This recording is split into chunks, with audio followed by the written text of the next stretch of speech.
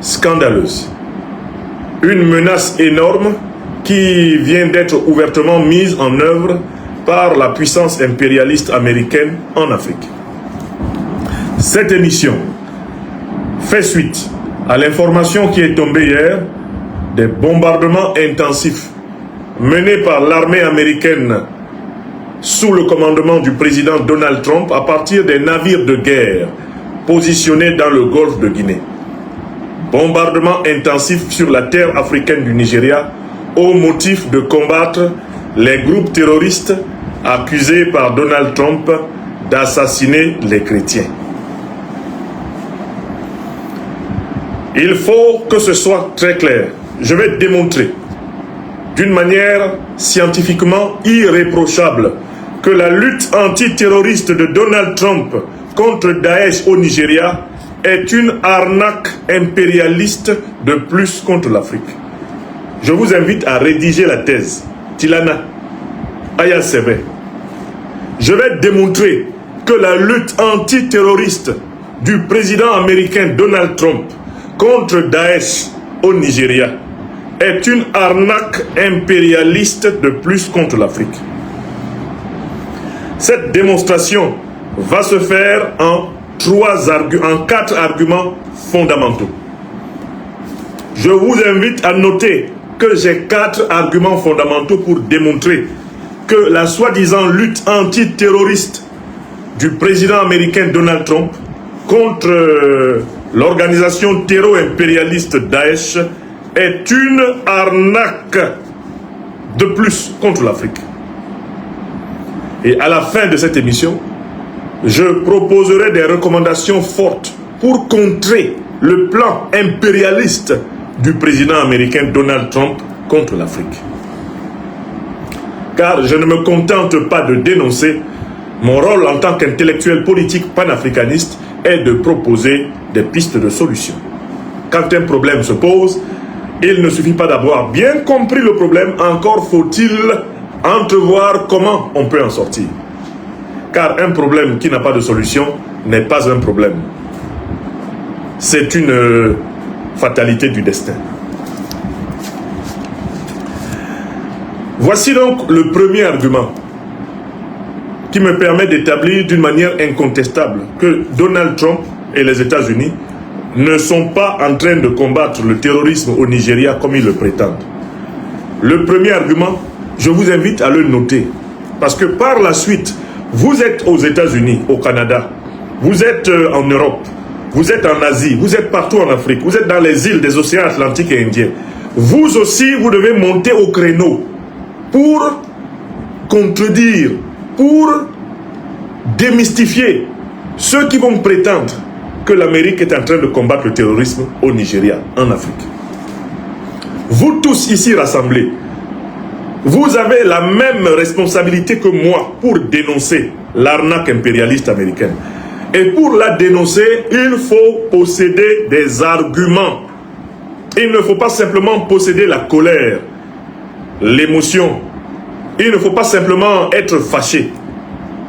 Il faut démontrer aux États-Unis, au Canada. Il faut démontrer partout en Europe, partout en Afrique, partout en Asie, partout dans les îles de l'océan Atlantique et dans les îles de l'océan Indien, que nous, Africains, savons que la lutte antiterroriste du président Donald Trump contre Daesh au Nigeria est une arnaque impérialiste de plus contre l'Afrique. Raison pour laquelle nous allons demander au président Donald Trump de retirer toutes les troupes américaines du sol africain. De retirer sans délai toutes les troupes américaines du sol africain. Et nous allons le lui demander tous ensemble sur tous les réseaux sociaux du monde. Toutes les Africaines et tous les Africains éveillés ont la responsabilité d'exiger le retrait total des troupes impérialistes américaines du sol africain. Nous ne le demandons pas par haine contre le peuple américain. Nous le demandons par exigence de vérité, de justice et de solidarité pour l'Afrique agressée. Voilà pourquoi je tiens à ce que tout le monde note les arguments. Et que ceux qui suivent cette émission mettent au moins des numéros pour se souvenir des arguments imparables. Je dis bien imparables. Personne ne peut démontrer que ces arguments sont faux. Personne. Premier argument, l'ambivalence morale du président Donald Trump envers l'Afrique. Une ambivalence qui est à la fois morale et idéologique. Qu'est-ce que j'entends par ambivalence? C'est que Donald Trump a envers l'Afrique une position qui est contradictoire. Envers l'Afrique, il dit une chose et son contraire. Donald Trump est moralement, intellectuellement et idéologiquement flou face à l'Afrique. Démonstration. Lors de sa première mandature, lors de son premier mandat à la tête des États-Unis d'Amérique, le président Donald Trump s'est fait remarquer par le fait qu'il a considéré que la plupart des pays africains sont des shithole countries, des pays de merde. Vous vous en souvenez tous, oui ou non? Donald Trump considère la plupart des pays africains comme des shithole countries, des pays de merde. Donald Trump, comme président des États-Unis, au premier et au second mandat, mène une politique anti-immigrationniste, une politique protectionniste, une politique hostile à l'entrée des populations africaines aux États-Unis. Il ne veut pas que les Africains viennent aux États-Unis. Il est hostile à l'immigration africaine aux États-Unis. Non seulement sous le président Donald Trump, les Afro-Américains d'origine sont sous un registre d'hostilité du pouvoir envers eux, mais les immigrés africains aux États-Unis, qui commençaient même à avoir un statut et une intégration, et une reconnaissance et une régularisation, sont en train de perdre leurs droits en masse. La politique du président Donald Trump est une politique anti-africaine. Non seulement pour lui, les pays africains sont des pays de merde, mais il ne veut pas que les Africains mettent leurs pieds aux États-Unis. Voilà pourquoi il a décrété des tas d'interdictions de visa pour pratiquement une trentaine de pays africains. Presque une trentaine de pays africains sont sous interdiction de visa américain. Et ça, c'est la politique du président Donald Trump. Donc, il rejette l'Afrique. Il repousse l'Afrique. Alors, comment peut-on, d'un côté, dire que les pays africains sont des shithole countries, que les Africains doivent rentrer en Afrique, que les Africains qui sont aux États-Unis doivent partir, et de l'autre côté, venir intervenir et vouloir intervenir dans les affaires africaines? Voilà ce que j'appelle la contradiction morale, la contradiction idéologique de Donald Trump. Il ne veut pas de l'Afrique et il veut de l'Afrique. Cela n'est pas possible. D'un point de vue logique, on ne peut pas à la fois dire que A est non A. A est A et A n'est pas non A. C'est ce qu'on appelle dans la science dite de la logique formelle le principe d'identité ou de non-contradiction. Vous ne pouvez pas dire que les pays africains sont des pays de merde. Vous ne pouvez pas interdire l'entrée des Africains aux États-Unis et ensuite venir vous mêler des affaires africaines. Vous pratiquez contre les Africains un protectionnisme aux États-Unis et ensuite vous venez pratiquer en Afrique un interventionnisme. Il y a une contradiction idéologique et morale entre le protectionnisme américain et l'interventionnisme américain. Si vous êtes protectionniste, cela veut dire que vous voulez que l'Amérique soit aux Américains. Soit. Mais on ne peut pas vouloir que l'Amérique soit aux Américains et ensuite vouloir légiférer dans les affaires des autres continents, ici, dans les affaires des Africains. On ne peut pas être à la fois protectionniste et interventionniste. Si tu es protectionniste, ce que tu dis, c'est que tu ne veux pas qu'on se mêle de tes affaires. Mais si tu ne veux pas qu'on se mêle de tes affaires, tu ne dois pas non plus te mêler des affaires d'autrui. Ne faites point aux autres ce que vous ne voudriez point que les autres vous fassent. C'est la règle d'or. C'est la loi de la réciprocité que Donald Trump ne respecte pas. Il a un mépris total pour le principe d'identité, le principe de non-contradiction, et il a un mépris total pour le principe moral de réciprocité.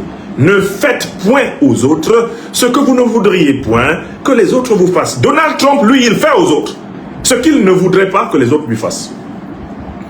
Il intervient dans les affaires africaines en interdisant aux Africains de se mêler de la vie américaine, en interdisant aux Africains de participer à la vie américaine.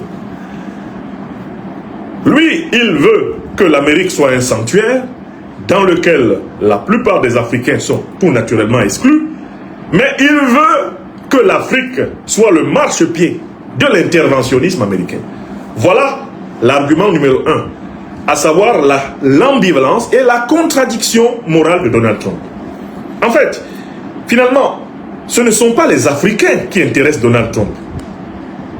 Ce ne sont ni les chrétiens ni les musulmans africains qui intéressent Donald Trump. Qu'est-ce qui intéresse Donald Trump? À la base, Donald Trump a une échelle de valeur, une morale au sommet de laquelle se trouve le profit et l'argent. Que procure le profit?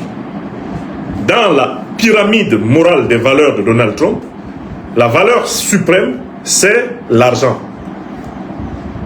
Donc, qu'est-ce qui intéresse Donald Trump en Afrique? Pas les Africains, mais l'argent des Africains. Comme le dit l'homme de la rue en Afrique, les gens n'aiment pas les gens, mais ils aiment l'argent des gens. Donald Trump n'aime pas l'Afrique, mais il aime l'argent des Africains. Et par là, Donald Trump affirme en effet, au sommet de sa logique politique, de son idéologie politique, le mercantilisme le plus vulgaire, le mercantilisme le plus abject. Donald Trump considère que l'argent est plus important que les gens. Et par là, Donald Trump rejoint la tradition raciste occidentale anti-africaine. En effet, le terrible régime de l'apartheid, qui pendant plus de 100 ans pratiquement a commis des crimes de guerre, des crimes contre l'humanité, des crimes économiques contre le peuple africain en Afrique du Sud.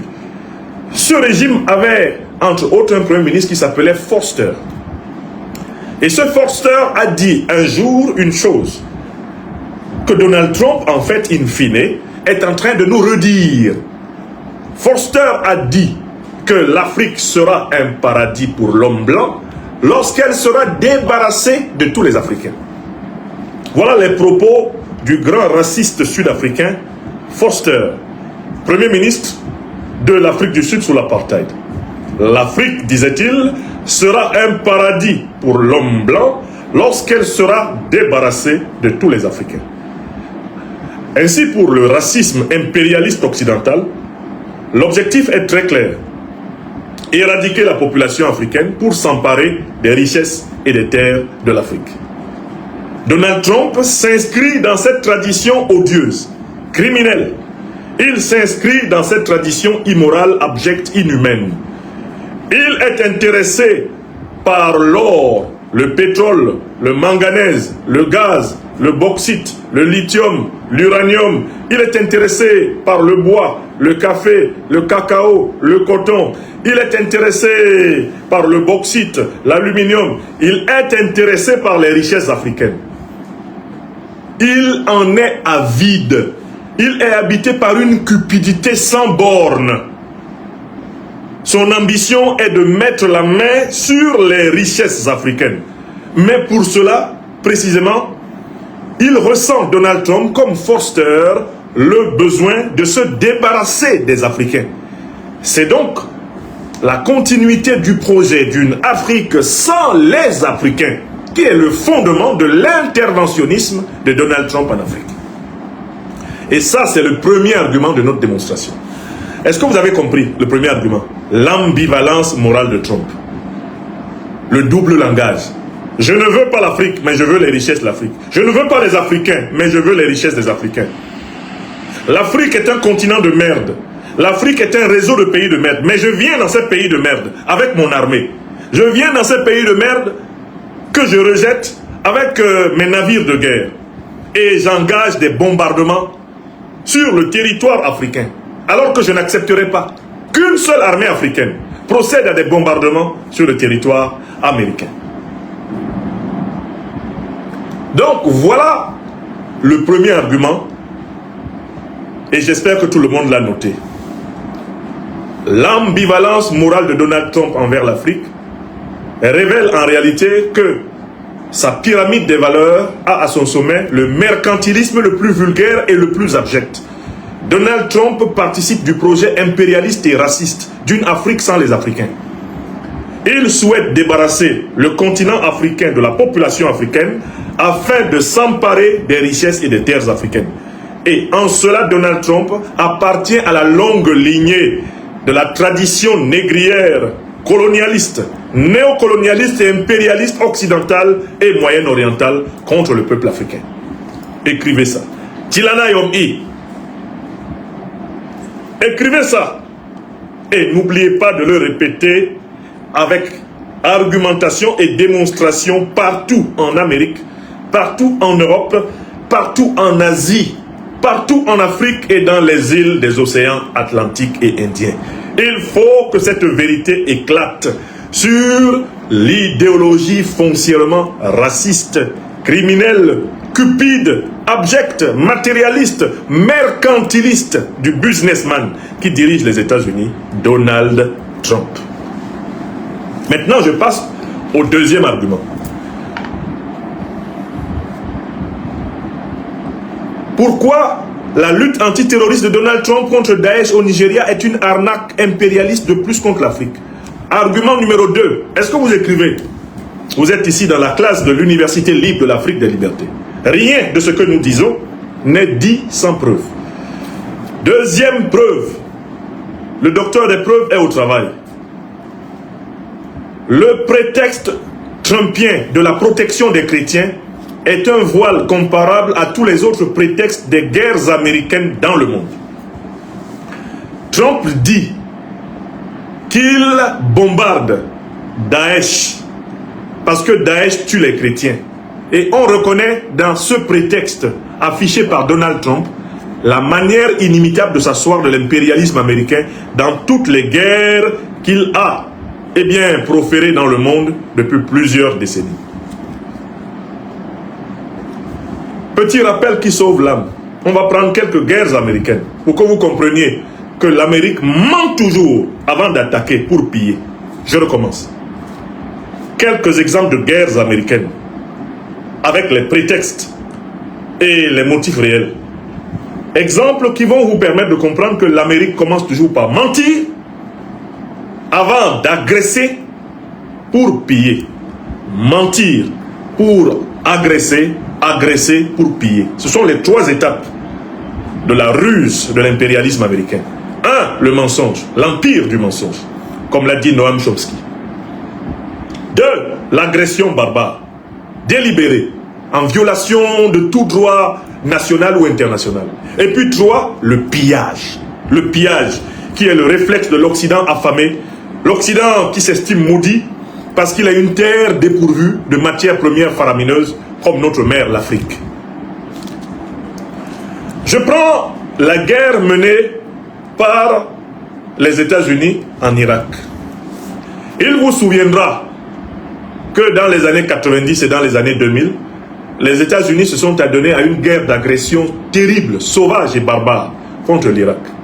Le motif avancé pour mener cette guerre contre le régime de Saddam Hussein par les États-Unis d'Amérique était que Saddam Hussein posséderait des armes de destruction massive et qu'il se préparait à l'époque à utiliser ces armes de destruction massive contre les États-Unis d'Amérique. La puissance américaine envoya aux Nations Unies un noir, encore un autre nègre de maison, Colin Powell, tout puissant chef d'état-major de l'armée américaine. Il fut chargé d'aller mentir, d'aller accuser Saddam Hussein sans preuve, en brandissant un objet quelconque qu'il avait trouvé, je ne sais pas, dans sa cave, en disant voici la preuve que l'Irak détient des armes de destruction massive. Les États-Unis d'Amérique se sont par la suite attaqués sauvagement à l'Irak. Ils l'ont démembré. Ils se sont mis à piller le pétrole, le gaz de l'Irak depuis la mort de Saddam Hussein jusqu'à aujourd'hui. Appliquant ce que je vous ai dit. 1. Le mensonge. 2. l'agression, 3, le pillage. Mais il n'a pas fallu très longtemps pour que le monde entier se rende compte que Saddam Hussein n'avait jamais détenu d'armes de destruction massive. Que Colin Powell et les États-Unis avaient menti. Exemple irakien. Je prends un deuxième exemple, plus proche de nous. C'est l'exemple de la Libye. N'oubliez pas, ils commencent toujours par mentir, ensuite ils agressent et après ils pillent. On a commencé par dire que Kadhafi, Muammar, était en train de génocider son peuple. On a commencé par dire que Kadhafi, Muammar, était en train de détruire les espérances démocratiques de sa population. On a mené une campagne médiatique pour présenter Kadhafi comme le pire dictateur que la terre ait jamais porté. Or, Kadhafi était à la tête de l'État africain le plus prospère. Il était à la tête de l'État africain le plus riche. Et il était à la tête de l'État africain qui assurait le meilleur niveau de vie à sa population. La population libyenne sous Kadhafi avait un niveau de vie supérieur au niveau de vie des populations européennes. Ils ont donc d'abord mené une campagne de mensonges sur Kadhafi. Et aujourd'hui, on sait très bien que Kadhafi n'était pas en train de génocider le peuple libyen. Contrairement aux mensonges de Bernard-Henri Lévy, de Nicolas Sarkozy, de Nagui Bokcha, le malfrat absolu. Contrairement aux mensonges de David Cameron, de Barack Hussein Obama, d'Hillary Clinton, on sait très bien que Kadhafi n'était pas en train de génocider son peuple et qu'il était le guide d'une révolution prospère, bienveillante, généreuse envers le peuple libyen et extrêmement généreuse envers l'Afrique subsaharienne. Même si cette révolution avait des failles, des erreurs, et qu'elle aussi brillait par un interventionnisme déplacé en Afrique noire. Oui, on peut faire une critique de Kadhafi, mais les raisons pour lesquelles le régime de Kadhafi a été détruit étaient fausses. C'était un grand mensonge occidental, c'était un grand mensonge américain. Aujourd'hui, avec le recul, on a pu lire les emails de Madame Hillary Rodham Clinton. Hillary Rodham Clinton, en effet, secrétaire d'État de Barack Hussein Obama, en 2011, lorsque la Libye est attaquée, saccagée, après 6 mois de bombardement, échangeait avec son conseiller spécial Sidney Blumenthal sur les véritables motivations pour lesquelles il fallait attaquer la Libye et tuer Kadhafi. Les emails révélés par Wikileaks de l'excellent Julian Assange ont permis de savoir que il fallait tuer Kadhafi parce qu'il s'apprêtait à mettre en place une monnaie continentale dinar-or qui aurait détrôné le dollar, l'euro et le franc CFA. Il fallait le tuer pour ça. C'est écrit dans les emails d'Hillary Clinton et de Sidney Blumenthal, son conseiller. Donc vous voyez encore la Libye. Voilà un exemple du modèle impérialiste américain. 1. On ment. 2. On agresse. Et 3. On pille. Actuellement, les États-Unis et leurs alliés de l'OTAN sont en train de piller allègrement le pétrole et le gaz de la Libye. La Libye est dépouillée. La Libye est tripatouillée. La Libye est essorée. Et les milliards de Kadhafi ont été volés par les truands impérialistes occidentaux. Voilà un deuxième exemple. Je vous ai donné l'Irak, je vous ai donné la Libye. Vous pouvez étudier des tas d'exemples dans l'histoire. Je vous donne comme référence le livre de Daniel Ganser. Daniel Ganser est un géopoliticien. Daniel Ganser est un géopoliticien suisse qui a écrit un livre intitulé « Les guerres illégales de l'OTAN ». Les guerres illégales de l'OTAN. Si vous en avez les moyens, commandez ce livre. Vous pouvez l'avoir en le commandant par Amazon. Et vous allez y avoir la liste de toutes les guerres fomentées par les États-Unis sur la base du mensonge, de la violence agressive barbare, délibérée, et du pillage qui en est la finalité ultime. Mentir, agresser, piller. Mentir, agresser, piller. Les guerres illégales de l'OTAN, j'ai ici une image de cet ouvrage que je vous demande, dans toute la mesure de vos moyens, d'acheter et de lire et de faire lire, afin que nul n'en ignore. Daniel Ganser fait vraiment, dans cet ouvrage-là, une excellente compilation de ces guerres et il documente en plus merveilleusement ces guerres. C'est ce livre-là, je vous le montre.